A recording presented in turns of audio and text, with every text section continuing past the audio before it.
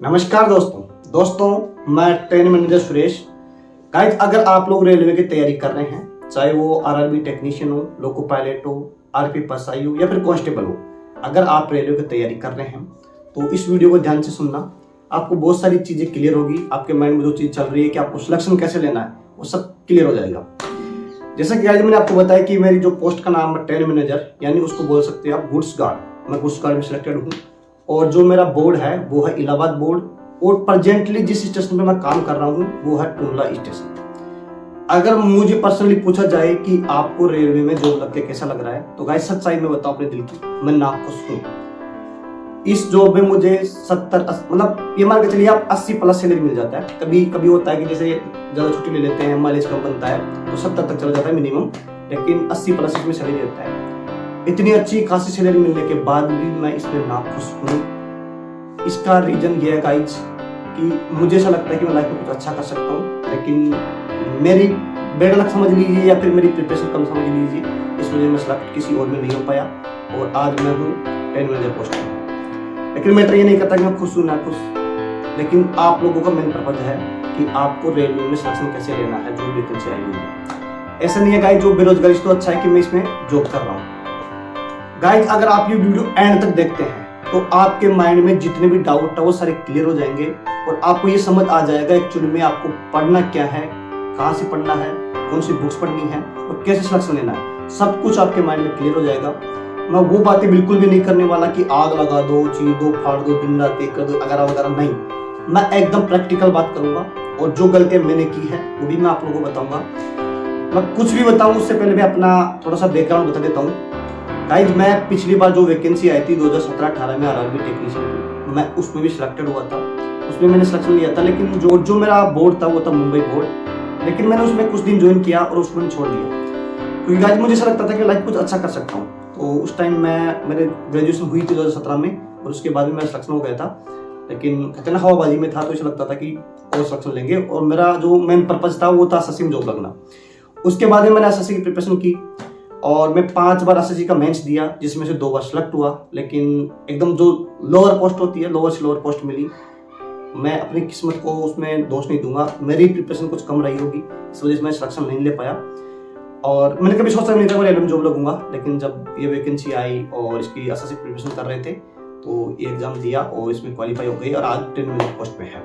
इसके अलावा गाइज मैंने एसएससी सीपीओ का 2 बार एग्जाम दिया था, उसमें से मैं 2021 में मेरिट में रह गया था, फाइनल मेरिट में। उसमें मेडिकल फिजिकल सब कुछ क्वालिफाई था, लेकिन 2022 में मैं फाइनल सिलेक्शन भी लिया, लेकिन उसका रिजल्ट आया था 2023 में और उससे पहले क्लियर हो गया था कि मेरा गुड्स गार्ड में सिलेक्शन हो गया है। तो मैं उसमें जाना उचित नहीं समझा क्योंकि आपको पता है उसमें बहुत ज्यादा दिक्कत रहती है, सबकी अलग अलग चॉइस होती है गाइस, तो मैंने इसमें आना उचित समझा। लेकिन मैं इसमें आके भी सेटिस्फाई नहीं हूँ क्योंकि मैं जाना चाहता था एसएससी सीजीएल में, और एसएससी सीजीएल में मुझे मनचाहा पोस्ट नहीं मिली और अभी भी प्रिपरेशन कर रहे हैं। तो देखते हैं, अगर जिस दिन मिल जाएगी तो इसको छोड़ देंगे गाइस। और गाइस मैंने इसके अलावा एसएससी जीडी का एग्जाम भी दिया, उसमें मैंने फाइनल सिलेक्शन लिया। मैंने बैंक के भी एग्जाम दिए हैं, अपनी स्टेट गवर्नमेंट के भी एग्जाम दिए हैं। गाइस बोल सकते हो कि मैं घाट घाट का पानी पिया हूँ, मैं झूठ नहीं बोलता, मैं दिखाना नहीं चाहता कि मैंने एक एग्जाम दिया और सिलेक्शन ले लिया, राग लगा चीज नहीं। गाइस मैंने सच में बहुत ज्यादा एग्जाम दिए हैं। अगर मैं देखो प्री मेंस फिजिकल मेडिकल मतलब डॉक्यूमेंट्स वेरिफिकेशन सबको मिला के बात करूंगा तो अब तक मैंने लाइफ में 110 बार ऐसा किया है, यानी कि 110 बार मैं एग्जाम सेंटर पे गया हूँ, चाहे वो डॉक्यूमेंट्स वेरिफिकेशन करवाने गया हो, फिजिकल देने गया हो या एग्जाम देने गया हो, 110 बार। तो गाइस मैंने घाट घाट का पानी पिया है और लाइफ का एक एक्सपीरियंस है कि जो गलतियां की है वो मैं आपको बताऊंगा। लेकिन आपका अभी मेन मोटिव है रेलवे में सिलेक्शन लेना। और तो गाइस ये मेरा लाइफ का बैकग्राउंड था। अगर मैं इससे कुछ कंक्लूजन निकालता हूँ तो सिर्फ ये निकलता है कि मैंने लाइफ में सिर्फ एक गोल फिक्स नहीं किया। मैं कभी इधर कभी उधर, कभी कौन सी एग्जाम, कभी स्टेट गवर्नमेंट की, कभी बैंक की, तो मतलब बोल सकते हो कि मैं डिस्ट्रैक्शन था मेरी लाइफ में। मैंने एक गोल फिक्स किया होता तो मुझे बहुत अच्छे जॉब मिल जाती बहुत जल्दी, लेकिन ये मेरी लाइफ सबसे बड़ी गलती है। तो गाइस सबसे पहले तो आपको ये गलती करनी नहीं है और फिलहाल आपके माइंड में एक ही टारगेट होना चाहिए कि मुझे रेलवे में जॉब लगना है तो लगना है, ठीक है।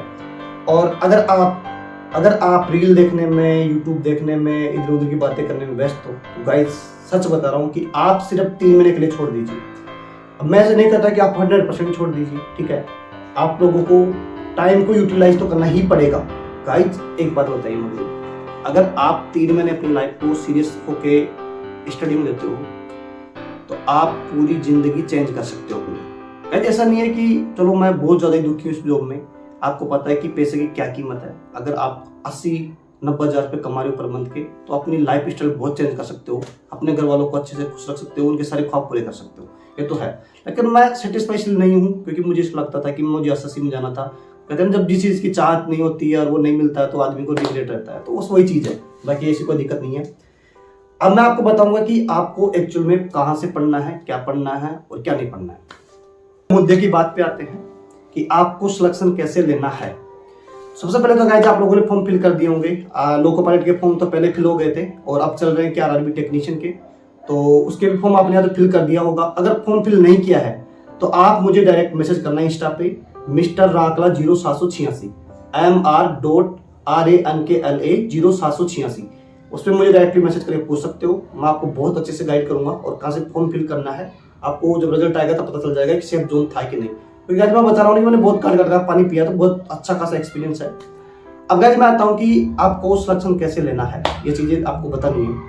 तो गाइस देखो, मैं कोई टीचर नहीं हूँ, ना मैं कोई टीचिंग करवाता हूँ कि मेरा कोई बेनिफिट है, आप मेरे पास पढ़ो, मेरे पास पैसा है, ऐसा कुछ नहीं। मैं आपको होनेस्ट चीज बताने वाला हूँ, ठीक है।